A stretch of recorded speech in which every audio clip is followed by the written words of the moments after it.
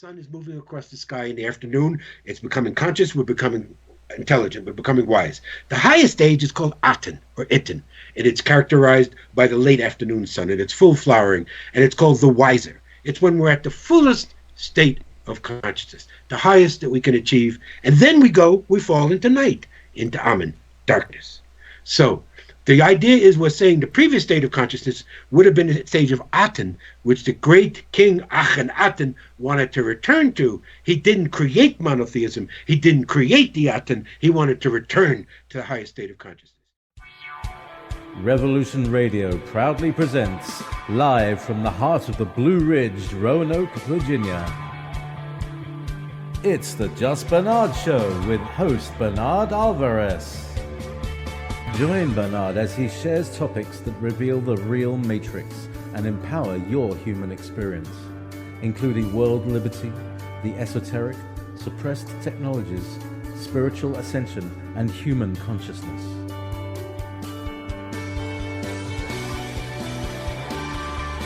Humanity has awakened, and our time has come to realize our full potential.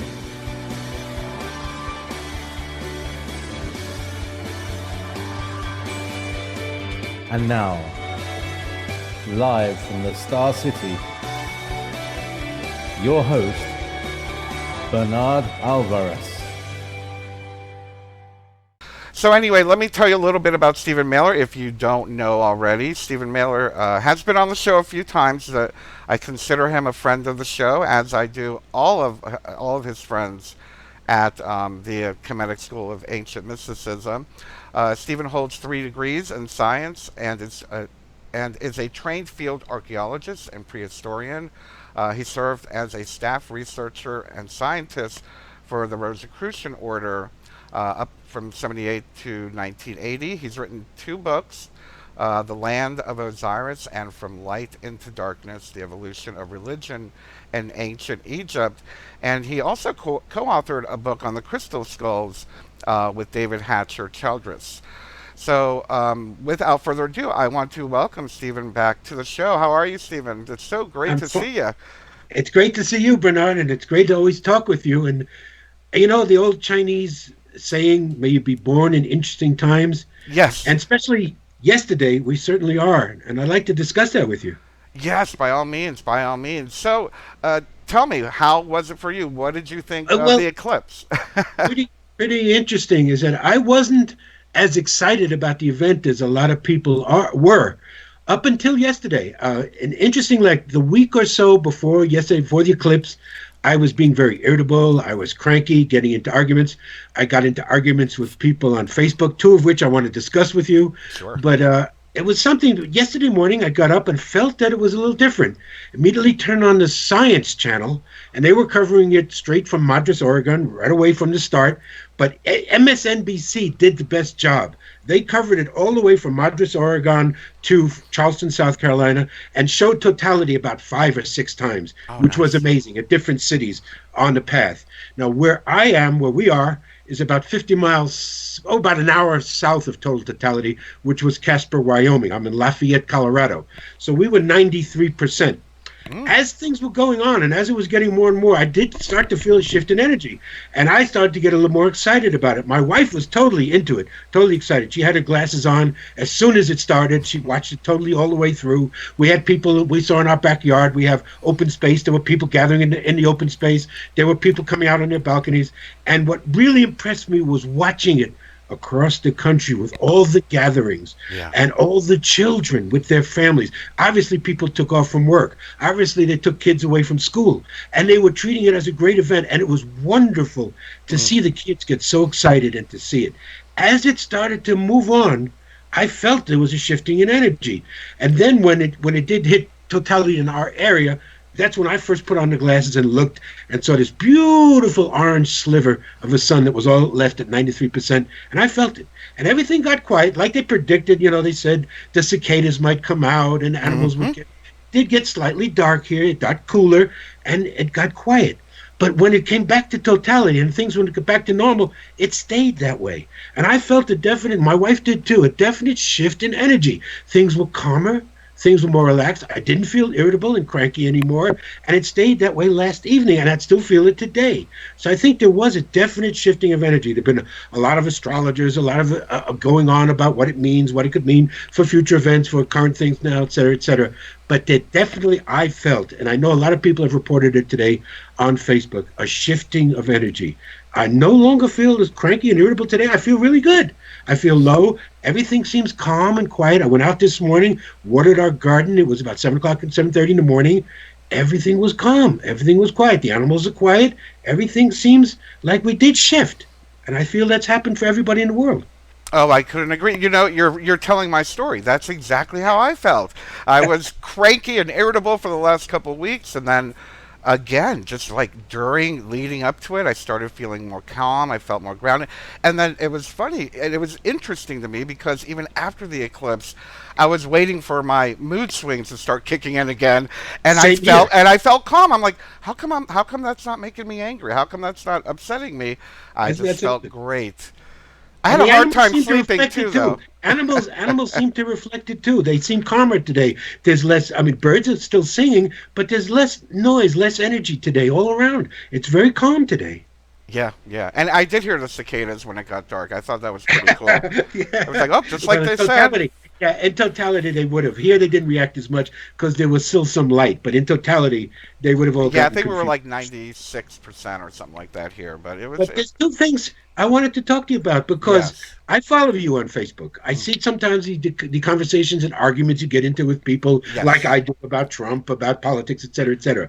And that's happened a couple of times this week. But I wanted to pass this on, not to start out in a negative sense, but I wanted to pass this on to you and listeners because I think there is a definite action, a definite phenomenon, a definite conscious attempt now to change history. Now, instead of what we were calling alternative facts, it's beyond that now. It's what I would call revisionist history or revisionism. This was very popular during the time of the Soviet Union and Nazi Germany.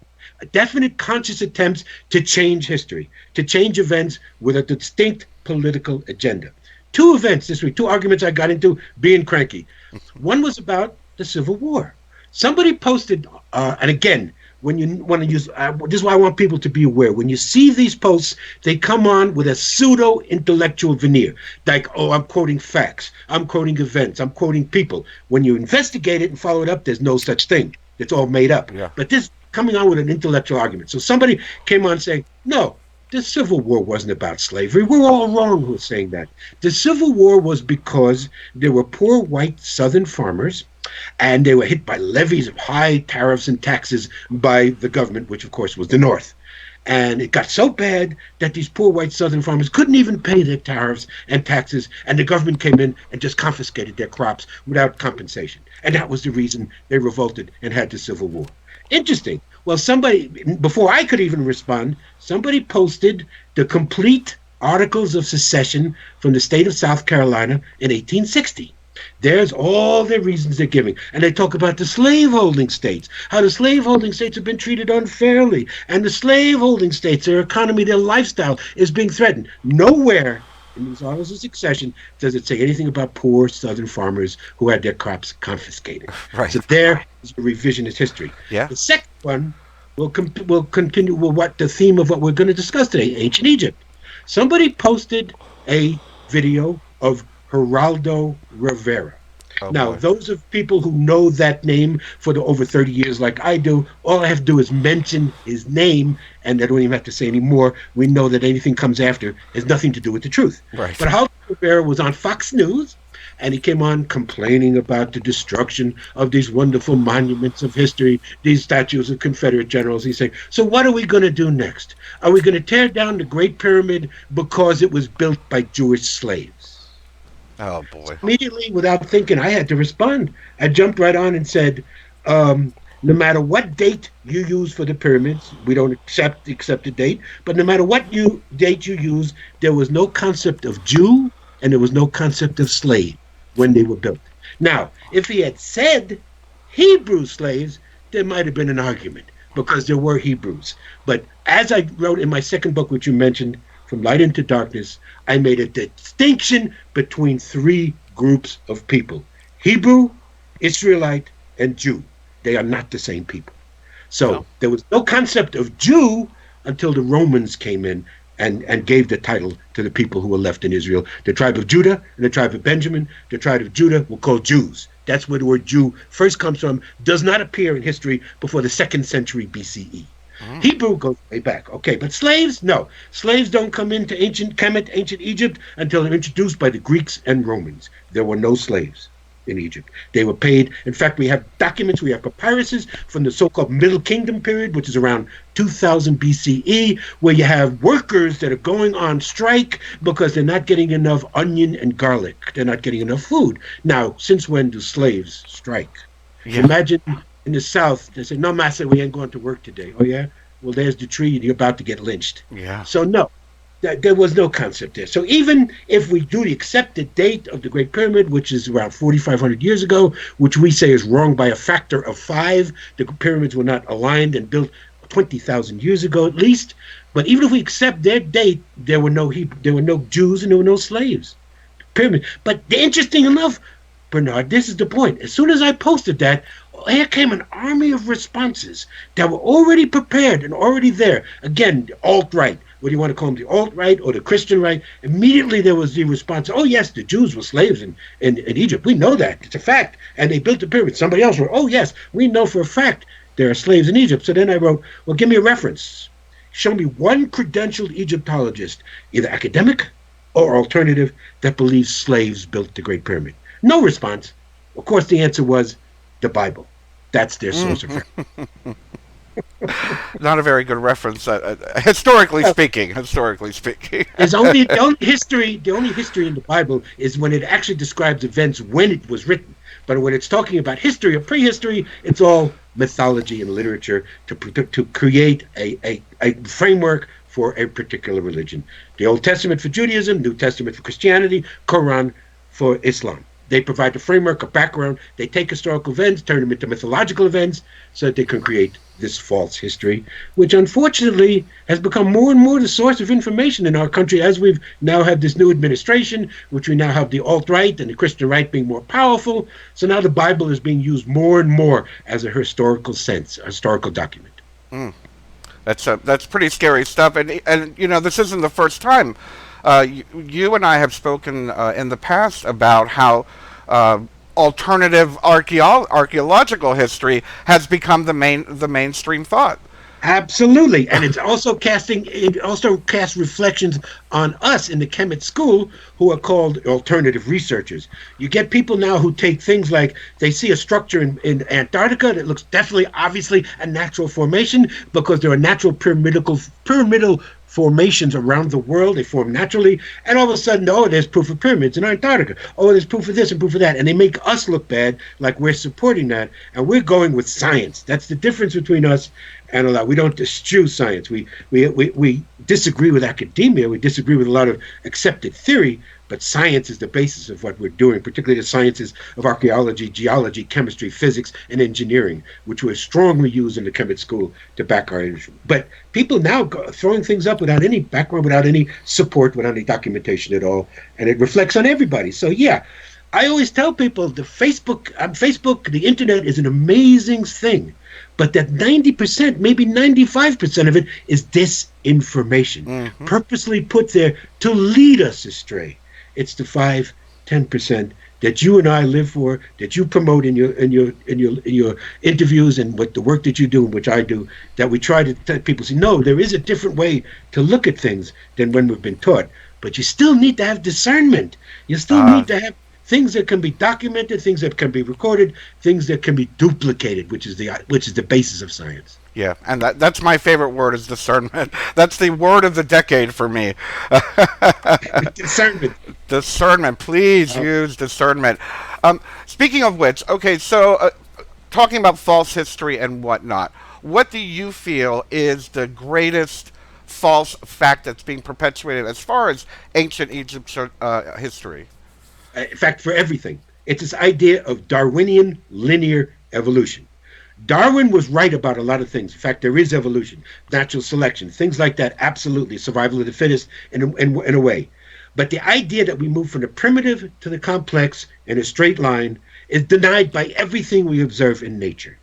And this now leads to what is the basic framework of the work that's being done by Patricia Lehman-Awayan, who you've interviewed many times, loves to be interviewed by you, is one of your great friends. She's the co-director of the Khemit School. She was my beloved Hakim's daughter-in-law. She got personal teachings from me. She came to Egypt with me in 2005. She was my best student. She became then Hakim's best student. She is the one that really follows up this idea of cycles.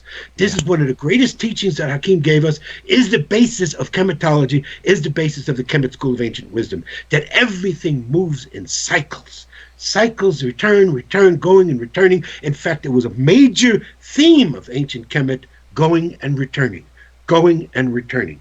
Everything comes and goes. So we say, we have found evidence that civilizations have risen and fallen for millennia on this planet, maybe a million years, at least 10,000 years. What we're looking at now, civilizations over 10,000 years ago, highly advanced, highly technical, built pyramids all around the planet, and were in contact with each other through transoceanic travel. And so that we have not been told exactly. We were told that 15,000 years ago, people crossed the Bering Land Bridge, came to the Americas. Well, guess what? When they came here, there were already people here.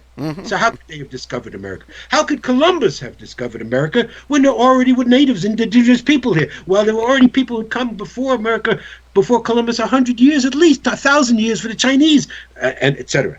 So, yes, it's the idea of cycles. So we don't go from the primitive to complex. We throw that out totally. We can see that. And Hakim gave us the teachings, which he called the 5 stages of the sun. The sun moves in a daily cycle through 5 stages. But that cycle also represents stages in our evolution, in our prehistory, stages in the development of our consciousness. So we're constantly going through these cycles and cycles. And again, as I've mentioned to you when we've interviewed before, I always bring it back up. Whenever I give a lecture on the subject, in the old days, not now as much, but I've been doing this for 30 years or more, I would say to people, okay, we have 5 stages. The last stage is called Amen or Imen. It's a stage of darkness where things are hidden, where we're characterized by polarity consciousness. And I'd say to people, what stage do you think we're in now? And when I would start out teaching in the 80s and 90s, people would say, oh, we're in the high stage, Aten, which is the highest stage, aren't we, with, where we are today? And I'd say, no. And we'd say, thanks for playing. No, we're in Amen. We're in the low stage for the last 5,000 years. And that 5,000 years has been characterized by patriarchal religions, by duality thinking, us and them, everything you can look at today, what's going on in Charlottesville, Virginia last Saturday, which is going on extremis in the United States now, is division, us and them. There's nothing that we have in common, us and them. That is the characteristic of this age. And institutionalized warfare. Now, I'm a student of prehistory. People will say, wait a minute, there's always been wars. Humans have always fought wars. Well, there's always been conflicts, yes. Maybe local conflicts over a water hole, over a feeding ground. Yes, local disputes, obviously. But institutionalized warfare means you have a city-state, means you have a gathering of people, you have what is called a nation or a state, and you declare war on another one for political reasons, for other reasons besides just food and water. That's what's been characterized by the last 5,000 years. And the beauty of Hakim's teachings, which Patricia and I are bringing out, is that cycle is coming to an end. And as we know, it's always darkest before the dawn. Obviously, that's why the powers that be, things that we can discuss, the conflicts that you've gotten on with people about on Facebook, we could talk about Trump, we could talk about the alt-right, but this is characteristic of the end times, of exactly where we are, the end of this cycle. The powers that be that want control are desperately grasping for that control to hold on. But one of the most beautiful things that we saw yesterday in this eclipse is that people all, not just along the totality line, all over the U.S. gathered to watch for a common purpose. Just experience this. There was no talk of politics. There was no talk of Trump yesterday. There was no talk of bombing Afghanistan, etc., until he came on last night. Yeah. There was none of that. Everybody felt that union, that we are humans. And that we look at the sun and the moon, and it makes us awestruck. And we can see how small we are and how dynamic the universe is. And it was a great moment of bringing people together. And again, that is what is predicted, which is going to continue to happen. A lot of things I've read lately from some people are saying that and again, this was one of Hakim's main teachings. You just don't look at one side of things. I would come to him like around 2004, 2005, and I'd sit with him and I'd be agitated and I'd say Bush and Cheney, Bush and Cheney, Bush and Cheney. And he'd say, Stephen, wait a minute. You have to look at both sides of the coin. What they're doing is creating a gathering of people opposing them that have gained strength. Well, exactly what he would say today, if he was here right now, he would say, look at the positive that Trump is bringing. Trump is now gathering groups together who are disparate, who are Black Lives Matter over here. There was the Antifa over here. Now everybody's coming together in a coalesced movement, and it's gathering steam, and it's happening around the world. You get leaders of different countries. You get speaking out against our president. You get people gathering in protest around the world about the policies of our government now. And this is just gathering. So he would always say to me, you got to look at both sides of the coin. I would talk about how greedy people are today. The greed is driving. He would say, Stephen, greed is in one hand. What is in the other hand? Self-love. No species could survive without it. So there's always two sides to the coin. And I always have to hear himself in my head as I tell people, and as tomorrow will be a 9-year anniversary that Hakim left us. Wow. And went to the West. And I tell people, yet he talks to me more now, almost more than when he was here. He speaks to me every day. He talks to me every day. And what I hear him saying now is, look at what's going on from both sides now. See it, what's happening. The dawn is coming. He would call this time now the awakening. Is that we're coming out of this cycle of darkness, 5,000 plus years, and coming into the light. We're coming into new dawn of consciousness, an awakening. And they cannot stop it. It is inevitable. It cannot be stopped. The cycles will always happen. And so no matter how dark and no matter how negative it is now, no matter how upset I get when I hear anything he says on the air, I have to hear Hakim in my head say, think about it. It's bringing more people together around the world. Yes, hear, hear. And, it's very interesting that I feel exactly the same way. I feel, people talk about the end times, and I don't think people understand what you mean or what I mean when we say the end times. Exactly. It's the end of the paradigm. It's the beginning of the new awakening, the new consciousness. But Jesus did predict it. This is what Jesus said when he said, ye shall do greater things than I. He was talking about his return as Christ consciousness, that the consciousness would be there for everybody, not that he needs to come back in physical form. He set the standard 2,000 years ago. He predicted this would happen. Ye shall do greater things than I. Yes, absolutely. Absolutely. Now, Stephen, we're coming up on, in 1 minute, we're coming up on a break, so I don't want to get too deep into a particular topic right now. But ever so quickly, where and how can people follow up with you? Your books are available on Amazon. Do you have a website, or are you? My website, I do have a website, but really, I'm on the Khemit School website. So that's okay. Really where people keep up. As I said, and again, we'll continue this after the break. We're going through a transition now. There's going to be new tours happening next year. Maybe we'll talk about that afterward. But that's where I will always, people always be able to find out about me. They can always contact me on Facebook, become friends, message me, and whatever. Contact me that way. And talk politics. Okay. To a limited degree. Right. Very interesting. The word is politika in Greek. Hakim would always break it down to its fundamentals. Polis city, tika talk. Politics means city talk. Oh, very interesting. The true talk was what was held in the country. Very good. Well, guys, we're going to take a short break. We will be right back after this message and continue our talk with Stephen Mehler. And now, back to your host, Bernard Alvarez.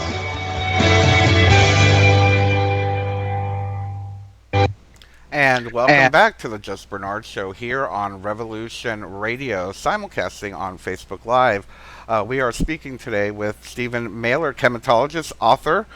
And before the break, well, we covered quite a bit, everything from the eclipse and whatnot. And I couldn't help but think, Stephen, how this sounds to me like a global initiation. That I agree. we're being initiated to the next level of consciousness. How would did the ancient Khmet, or do you teach of personal and or global initiation, and what does that look like right now? Well, it's interesting because it would be shifted now. People have also been writing about how the eclipses were viewed in ancient cultures. And Yes. again, in this time, the period that we spoke about, this age we're in, Amen, the last 5,000 years, priests dominated. So you have, and again, when we talk about ancient Kemet, and this is a concept that a lot of people have not gotten, even people we've worked with, it was a theocracy, not a monarchy. Basically, the ruling classes were figureheads. All the people we think were pharaohs and faces on the walls were just figureheads. It was the clergy, priests and priestesses who ran the civilization. And now how they would use celestial events was to control and manipulate. Obviously, they were master astronomers, astrologers. They could predict when eclipses were happening. They knew they were going to happen, so they could gather the people and have an agenda. Okay, we want to go to war with the tribe down the street. We want the gods to give us a sign. We're going to pray today that the gods will give us a sign. Boom. All of a sudden, the sun is being eaten in the sky. The people panic. Okay, we're going to war. Or to do this, do that. Particular agendas. This has been. You can look through all the civilizations from Kemet, from dynastic Kemet, from Babylon, Sumer, all the way down to Greeks and Romans, especially the Greeks and Romans. They had all sorts of myths about eclipses that were terrible portents of evil. But today, now science comes in. And now we have a scientific background. We know what's happening. We know why it is that way. And it's amazingly unique that we are the only planet that we know of in our solar system and anywhere that experiences total eclipses, because it's the uniqueness of our moon. Yeah. Our moon is not like any other moon and any other planet in our solar system. It's much too large. It is assumed that it was once even bigger, and it absorbed another moon. We once had two moons, a smaller moon and a larger moon. The smaller moon was sucked up by the larger moon, and the moon was once much closer to the Earth than it is today, so it would have been huge in the sky to ancient peoples. But it has been moving away, slightly moving away. So we're at the point now where we have this amazing correlation. The sun is 400 times larger than the moon, but the sun is 400 times further away than the moon, so that when the moon crosses in front of the sun, we have the total eclipse. A unique phenomena nowhere else in the solar system. So it is amazing, and it has been used. It has been used by different clergies, by different systems to control people. Now we have science, we know, and it was so wonderful to see the kids yesterday being able to discuss and explain why it is the way it is without fear, and taking it in as the shifting of energies, which it was. But yeah, and now to say ancient Kemet, now if we're going back before 10,000 years, we don't even know if there were eclipses because they weren't recorded. There are recordings from historical times of eclipses, but there's nothing recorded that we could say from prehistory because they didn't record things like that. If they experienced it, it would have come down as oral tradition. That's possible. But again, we say different than what we see on the Science Channel and what geologists believe, that the Earth has shifted in the last 12,000 years, 23.5 degrees, the tilt that's on our axis. So the sky would have been very different over 12,000 years ago than it is today. So we have no idea how the ancient peoples would have viewed it. But I tend to believe in a higher state of consciousness, as we were over 12,000 years ago, they would have understood what it was. Yeah, absolutely, and I can't help but think when you're saying a higher state of consciousness, and we're talking about cycles, and I'm wondering if maybe, hopefully, the eclipse was a sign of us moving into another higher consciousness again. Ooh. But where can we see that fall of consciousness, at least in the Kemetic history? Do we see Well, a point yes. or an event that happened? Yes, we have a period. Again, we say the 5 stages of the sun. Starts out Kheper, the scarab beetle, that is dawn, that is the birth of consciousness. Ra, which everybody thinks is the sun god, no, thanks for playing. Ra is just the sun at noon, the heat of the sun. It represents adolescent stage of consciousness. You're starting to become aware. This 3rd stage is called and it's characterized by a mature man standing on a staff. It is becoming conscious. It's called the wise. The sun is moving across the sky in the afternoon. It's becoming conscious. We're becoming intelligent. We're becoming wise. The highest stage is called Aten, or Iten, and it's characterized by the late afternoon sun, and it's full flowering, and it's called the wiser. It's when we're at the fullest state of consciousness, the highest that we can achieve, and then we fall into night, into Amen, darkness. So The idea is we're saying the previous state of consciousness would have been a stage of Aten, which the great king Akhenaten wanted to return to. He didn't create monotheism. He didn't create the Aten. He wanted to return to the highest state of consciousness. And this goes along with one of Hakim's basic teachings, that we are innately born with 360 senses. 180 we label feminine, 180 we label masculine.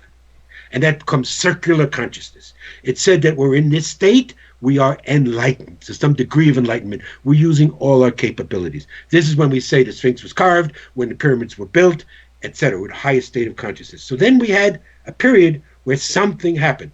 Now we see an event, a key event, which we're not alone in discussing. Graham Hancock has been big on this. Other people too. It's called the end of the Ice Age, or what we call a cataclysmic event. A cataclysm that happened around 12,000 years ago, which I lean towards two authors, Allen and Dallaire, two British authors who wrote a book called Catastrophe 9500 BCE. Barbara Hand Clow, who was at the time the editor and publisher of Barron Company, published that book, and she wrote her own book following up on it in 2001 called Catastrophobia, saying that we who have remained from that catastrophe carry a memory of it.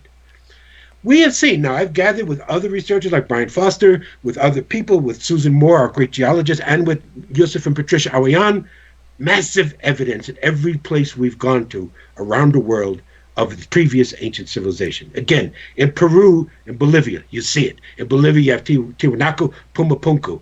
In Lebanon, you have Baalbek. In India, you have the ancient pre-Vedic civilizations. We see it around the world. So it's not, we don't agree with the idea, and Hakim was very opposed to this, of Atlantis and Lemuria, in the sense that they were key spots on the planet where people achieved advanced civilization and everybody else was in darkness. That goes against the idea of cycles. As cycles, everybody moves the same, to different degrees, of course, right, but the same. So that we see advanced civilizations all around the planet over 12,000 years ago who were in touch with each other. And this is the evidence that we gather. This is what my specialty is.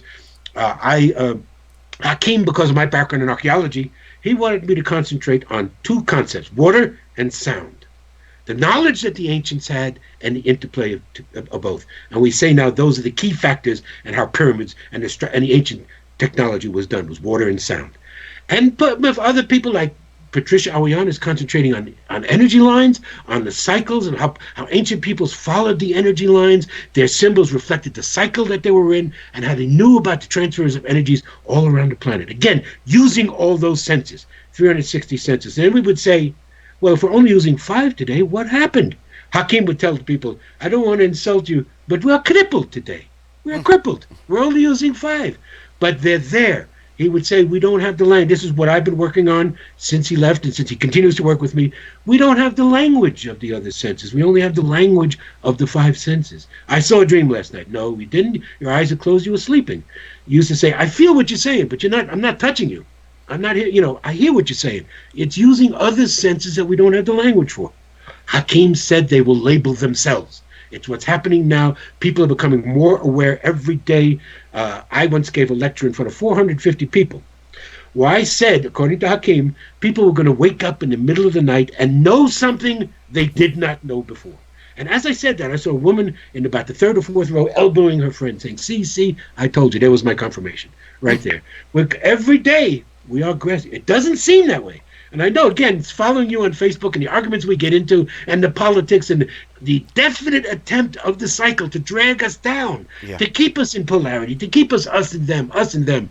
We have to fight that every day to realize, no, we're all one, we're all the same. We're so much more alike than we are different. Black, red, brown means nothing. Even woman, man, the plumbing is only an external difference. We're basically more alike than we are the same. Again, I always return to him. Hakim would give a story. He would say about his mother, because his mother was the prime symbol of femininity to him, and that's why he became a feminist.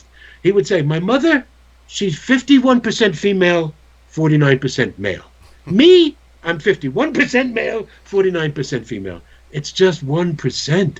It's a very small difference. And again, it's the same with religion, it's the same with color, it's the same with everything there is. We're so much more alike than we are different, and yet This cycle keeps us concentrating on the differences. So it is a daily struggle, but it's getting there. I see it every day. Every day I look all over the net. I search for obscure things in archaeology found in this place in the world, and I see the connections between what we're doing.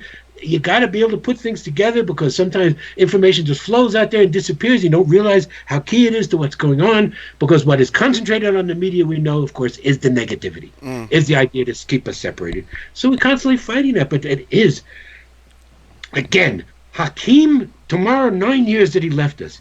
Yet I never met a man, a human being in my lifetime who was less afraid or less apprehensive about the other side than he was. He would always tell us there was not even a word in the ancient Khemitian language for death. It was said to be west or westing. It was only changing form. They saw life as a continuum, just changing of form.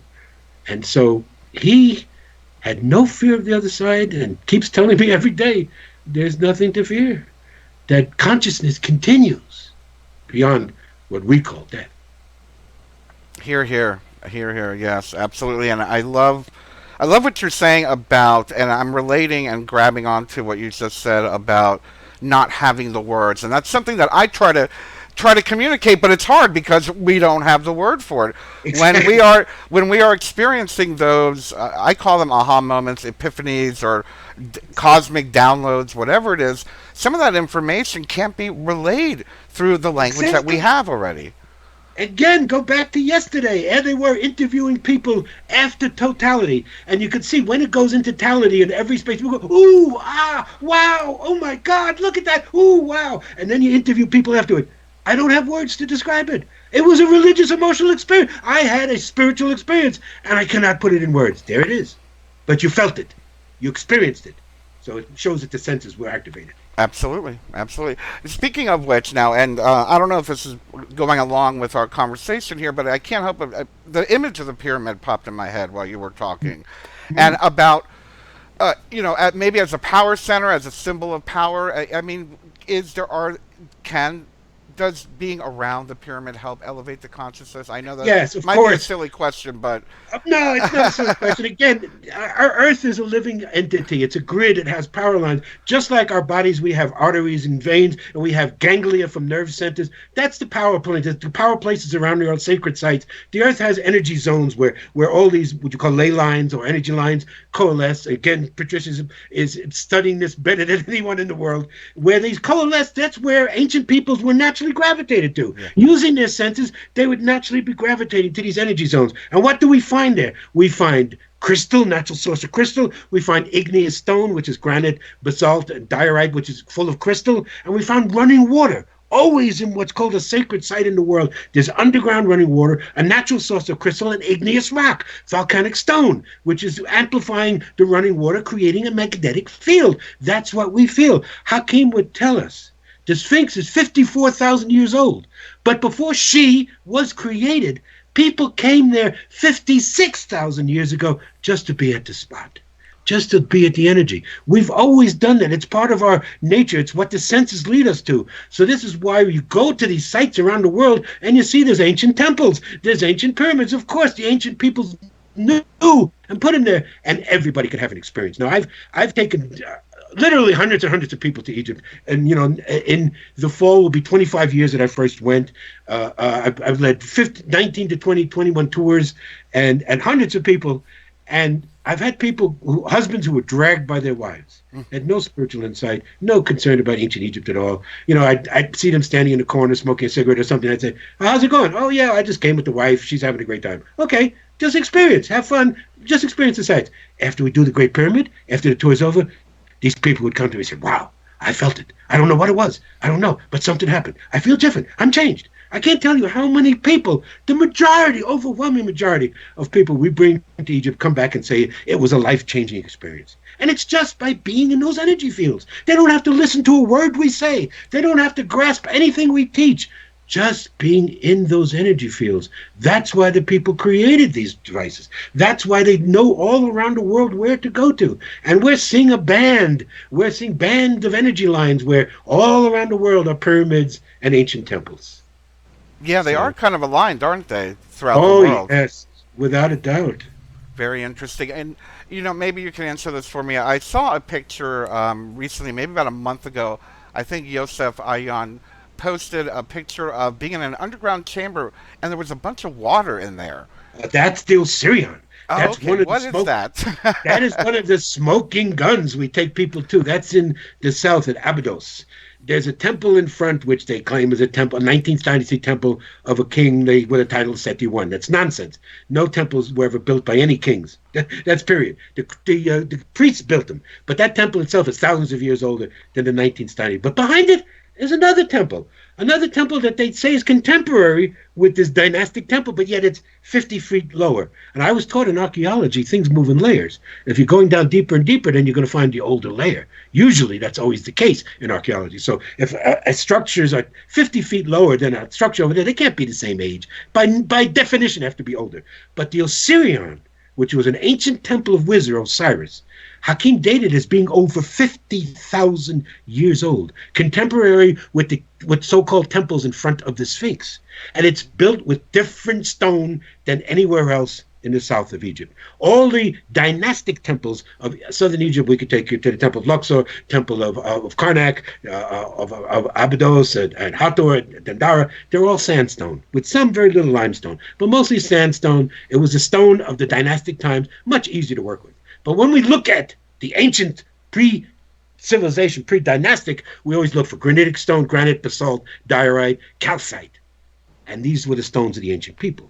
So this temple here, the Osirian, is made of porphyritic granodiorite, a very hard stone, 657 on the Mohs scale, takes advanced machining technology to do. We brought Chris Dunn there, we brought people there, obviously not part of dynastic Egypt.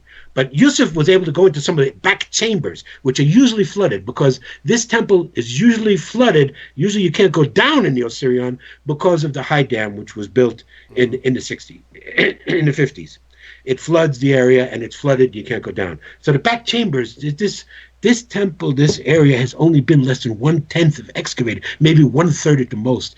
There's so much more of this place. There's rooms and rooms and rooms.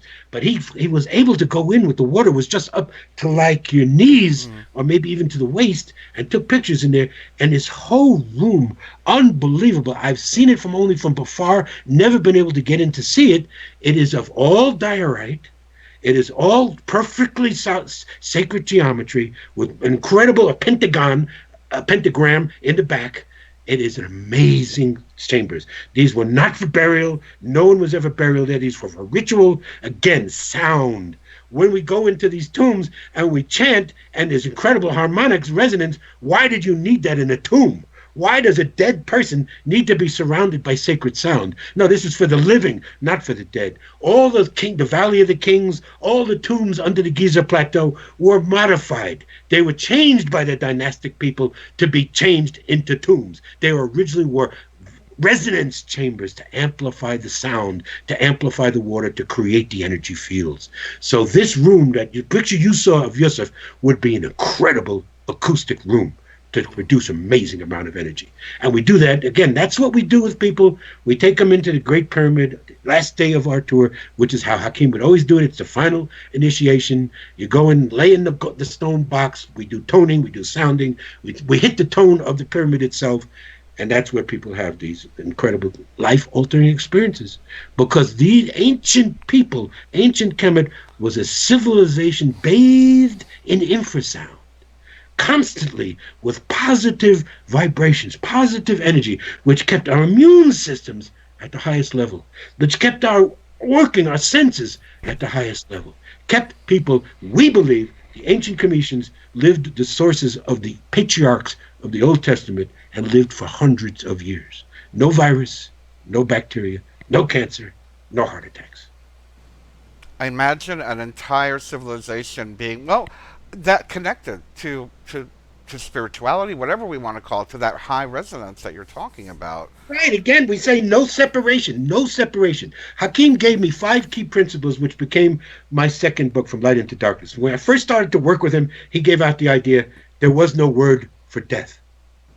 Boom. No word for time. in their life. Time is an illusion. He said, there's no time, no death. Wow. Then I came back 1997. Next month, September, will be 20 years that I came to work with Hakim, and we resulted in my first book, Land of Osiris. Then gave me the third principle. There is no separation. Everything is connected to everything else. Every cause is an effect. Every effect is a cause. Nothing that happens in every universe, seen and unseen, is not an effect on something else. Everything's connected. And then he laid the bomb down on me in 2003 that there is no God and there is no soul. Those are very difficult things to explain without people not having to read my book, without us going into hours of conversation. Right. But if there is no separation, then everything is connected to everything else.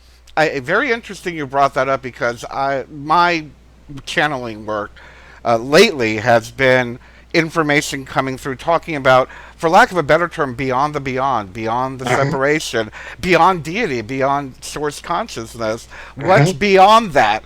So it sounds like maybe that's what Hakim was talking about. I don't know. Yes. And it's also talked about by some of the metaphysical teachers of the last 100 years. They call it unity consciousness. Mm-hmm. You know, it's the same thing. Yeah, it's a lot of people have felt that using psychoactive drugs and plants. Oh, yeah. Absolutely. You feel connected to all. Then, I mean, I took a lot of LSD back in the day. I remember taking acid, going out and just watching a leaf breathe. Yeah. Watch it breathe in and out. The scary part is now I'm starting to see it anyway. Just watching a leaf breathe. Stephen, we've only got about 2 more minutes left, and I wanted to touch on the upcoming tours that you guys have coming up. One of these days I'll get to one, but tell us what's next for you. You would be a super invited guest. We have now shifted, working with a different travel company. Things sort of just shifted away, particularly for Patricia Ariana and myself. We wanted to concentrate more on Hakim's teachings, on Khemitology. We were slipping away to too much Egyptology on our tour. So we've now shifted. And she's going to be doing, if everybody just go on the Khemit School of Ancient Mysticism, www.khemitology.com. She's got tours coming up in the fall, in November, December. There's one in January. I'm going to be doing a private tour with her in April. There's a tour Brian Foster is doing in March. And we're going to be lining up in 2019 to do tours the Hakim way. It's going to be the way Hakim would do tours. And there's a lot of people who want to come for that. Oh, that sounds absolutely brilliant. Wonderful. Well, thank you so much. Now, what would be your last word of advice for our listeners? Whatever it is. Hakim gave an expression, sma'u wa'u. Listen and awake. The time now is to observe. Yes, people are very, quick. I am myself, you're quick to jump on a comment when you see something on Facebook pisses you off. Well, we got to now take a step back, allow things to come in, to process, because we are in the awakening. It is definitely here, and each day more and more consciousness is coming in. Absolutely. Well, thank you, everybody. We love you. We'll see you next week. We'll be back here at 2 p.m. Next Tuesday. Have a great week. I love you.